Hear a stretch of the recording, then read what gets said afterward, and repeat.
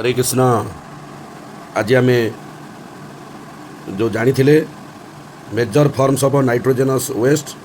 बा nitrogenous waste major form किए ना गोटे है आमोनिया, गोटे है यूरिया, गोटे है यूरिक एसिड। से आमोनिया जे मोस्ट टॉक्सिक, यही मोस्ट टॉक्सिक आमोनिया को बॉडी रू बाहर करने बहुत पानी आवश्यकता अच्छी। ये आमोनिया तैयारी हुए कम एनर्जी रे, से विषय रे आज आम टे पुंखानुपुंख जानिबा। Ammonia most toxic, require large amount of water for its elimination, forming ammonia uses little energy. ए विषय रे आम काली जानी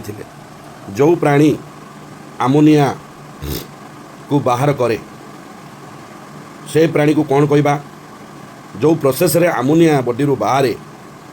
से प्रोसेस को कौन कहबा, से विषय रे आम आज पुंखानुपुंख जानिबा। तापर यूरिया विषय जानिबा, तापर यूरिक एसिड विषय जानिबा। वर्तमान आम आसिबा आमोनिया विषय आसिबा आमोनोटेलिजिम। आमोनोटेलिजिम माने means the process of excreting ammonia, the process of excreting ammonia. जो प्रोसेस रे आमोनिया बॉडी रू बाहर ताहाको कहा जाए आमोनोटेलिजिम। आउ the animals which excrete ammonia, जो प्राणी आमोनिया को एक्सक्रेट करे बा बाहर कर दिए, वर्ज्यवस्तु भाव में बाहर करे, जो प्राणी आमोनिया को वर्ज्यवस्तु भाव में बाहर करे ताहाको कहा जाए आमोनोटेलिक एनिमल्स। आमोनोटेलिक एनिमल्स कौटा एटा ammonotelic animals. The animals which excrete ammonia, animal जीए आमोनिया को बाहर करे एक्सक्रीट करे ताको आमोनोटेलिक एनिमल्स बोली कहा जाए। जो प्रोसेस रे the process of excreting ammonia, जो प्रोसेस रे आमोनिया बाहर ताको कहा जाए आमोनोटेलिजिम। बुझीला, आमोनोटेलिजिम जो प्रोसेस रे आमोनिया बाहर ताको आमोनोटेलिजिम, जो प्राणी आमोनिया को बाहर करे ताको कहा जाए आमोनोटेलिक एनिमल्स। ये आमोनोटेलिक एनिमल्स साधारणतः कौ माने ना मेनी बोनिफिसेस, मेनी बोनिफिसेस आउ गोटे किए ना एक्वेटिक आम्फिबियंस, एक्वेटिक आम्फिबियंस आउ किए ना एक्वेटिक इनसेक्ट्स। एक्वेटिक माने पानी पानी पानी जल जल रे रहउतबा इनसेक्ट्स, एक्वेटिक आम्फिबियंस पानी रे रहउतबा आम्फिबियंस आउ मेनी बोनिफिसेस। से बोनिफिसेस किए ना सी हॉर्स आउ काटला, हिप्पोकैम्पस, पहणा माछ परी काटला काटला हो पहणा माछ परी हिप्पोकैम्पस, सी हॉर्स ए माने होजनी बोनिफिसेस। आउ एक्वेटिक आम्फिबियंस सालमेंडर्स, एक्वेटिक आम्फिबियंस होची सालमेंडर, एटा सालमेंडर। आउ एक्वेटिक इनसेक्ट्स समुद्र माने कहूँ एक्वेटिक माने पानी रे रहउतबा इनसेक्ट्स कीट पतंग, ए माने हेले आमोनोटेलिक एनिमल्स। केतटा जानिले आहुरी मध्य अछि देख एटी आमोनोटेलिजिम एनिमल्स किए, आमोनोटेलिक एनिमल्स किए ascaris, ascaris, nereis, earthworm, leech, prawn, पिल्ला,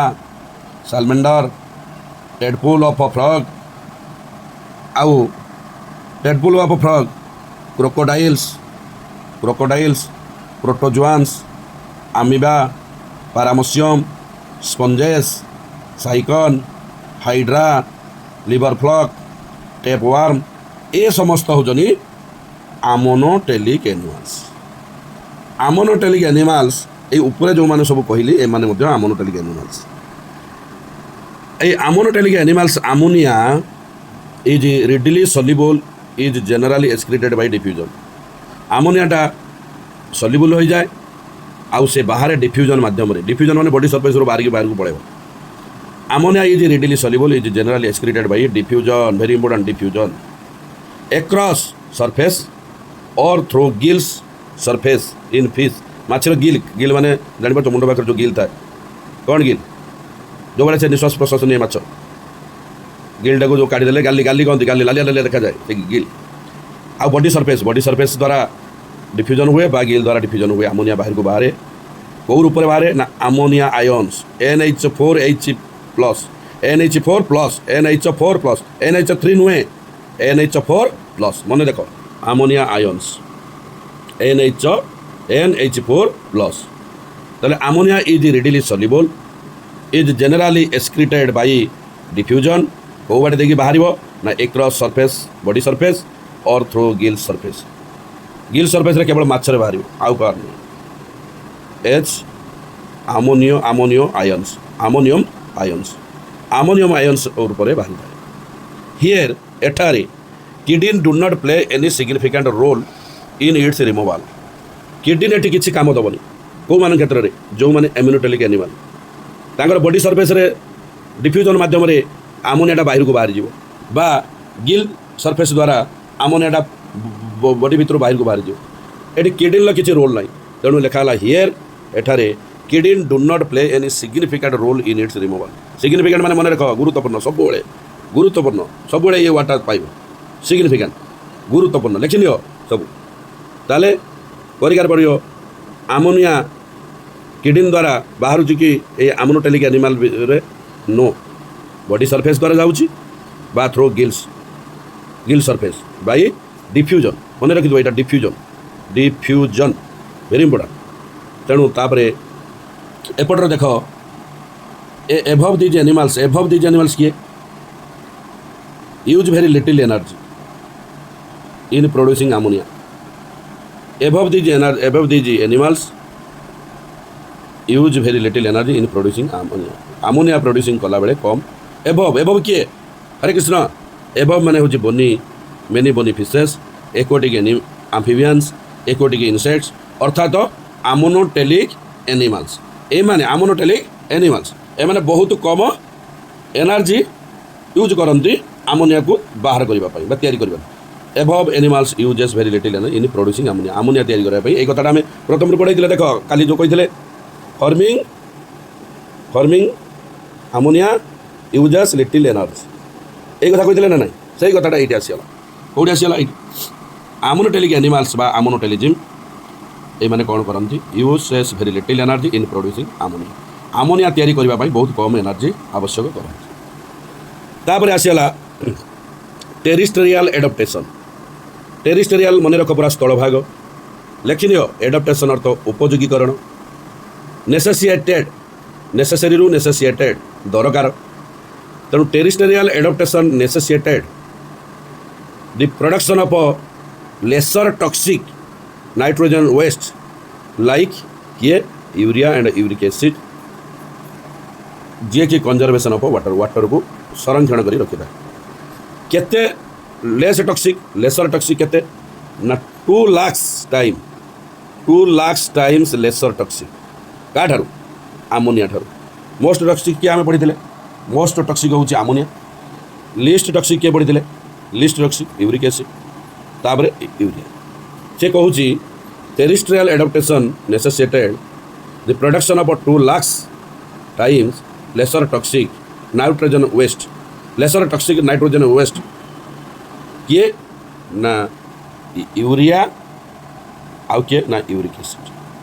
urea and uric acid lesser toxic केते लेसर ना 2 lakh times urea and uric acid से माने जल को नष्ट करते कंजर्वेशन ऑफ वाटर ये देख प्रथम आम कही uric acid least toxic require minimum loss of water for its removal